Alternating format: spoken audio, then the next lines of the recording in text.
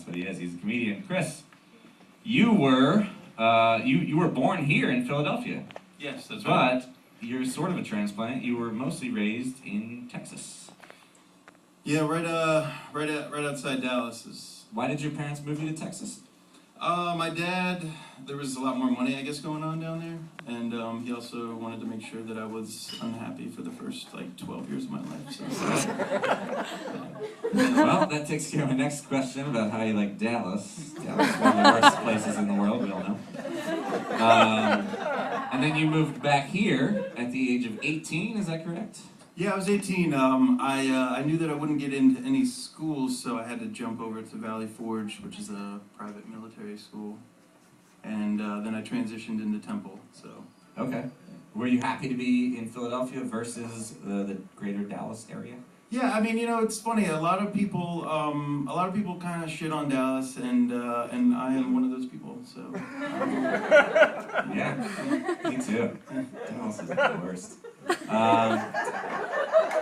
So, what are you doing these days? Well, I work for the building that I live in, and outside of that, I do some repairs for a small company that does meetings and conferences and shit like that. So. And does that inform your comedy at all, or is that just very boring? Yeah, what you said. Yeah, it's boring, but nobody's around, so I guess I just research comedy the whole time, and while I'm fixing stuff. Cool. I understand that in addition to that, you are in school, going for your master's degree in the fine arts. Is that correct? Yeah, it's a little dressed up. I mean, the title itself, I like to just say that I'm going for my master's so that people kind of get into it a little bit.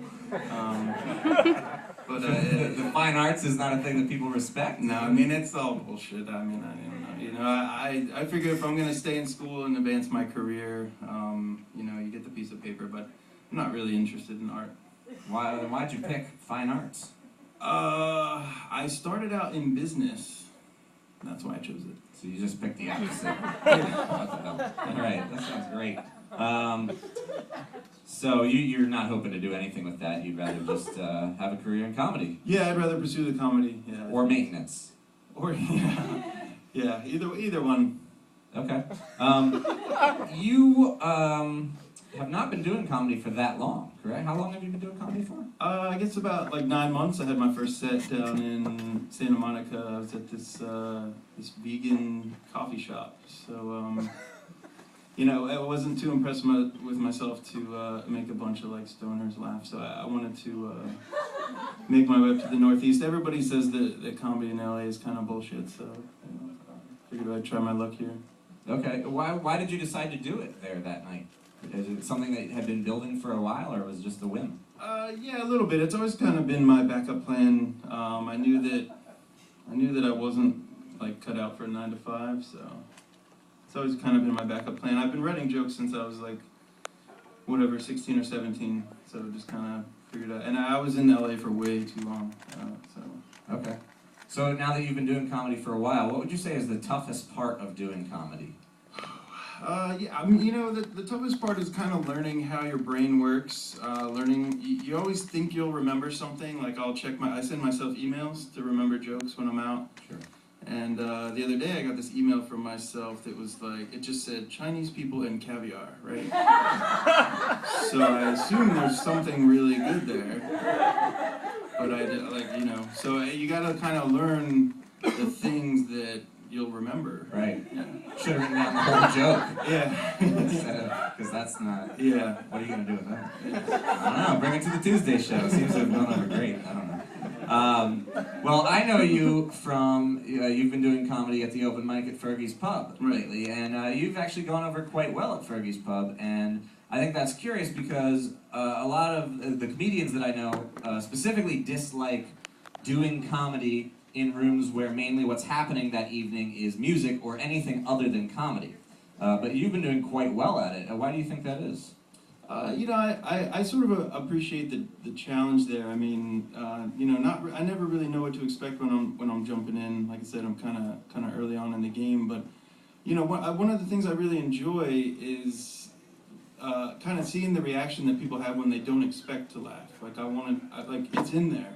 People want to laugh. Comedy is very important. So, one of the things that I like to focus on is making sure that, people who aren't ready to laugh, like, I don't want to give them the option, and I think, a lot of times what I've heard too is that it's sort of a nice break, and people tend to like, their environment whenever they're successful in it. So. Right. Well, you've done quite well, and I'm glad that you've been doing it. What other places do you like to do comedy right now? I guess whenever I travel, like whenever I go home, they have Texas seems to have bars that are a little bit bigger, so they usually have competitions that they set up. So whenever I go home, I like to do comedy on the road, and just kind of put myself out of my element. So anywhere new is usually my favorite place. Okay, well, we're almost out of time, but would you like to stay with us to play some subjective trivia, perhaps? Oh yeah, I'll do that. We do some subjective trivia? All right, I got a few questions for you here. The first one, this is about the mechanics of comedy, you see. Now, this one says, if tragedy plus time equals comedy, how much time does it take? Oh, man. Yeah. Okay. I wanted to award you a correct answer no matter what you said, but I can't quite, so that's not correct, and I don't know the answer either. Okay, that's good. Moving on. What is funnier, burps, farts, or seizures? Farts. Ooh. Yeah, I would say that it depends on the order. You're assuming that someone is doing all three in a row? Yeah. That's correct. Okay. What is the worst place in Texas? I would say that the worst place in Texas is probably just anywhere that you are and you're not in Austin. That's definitely correct. Okay, and is there anywhere in the world worse than Dallas? Shit, man. Kensington. I've been to a lot of places, so... No. That's correct. That's correct. I also would have accepted Orlando, Florida, but that is correct.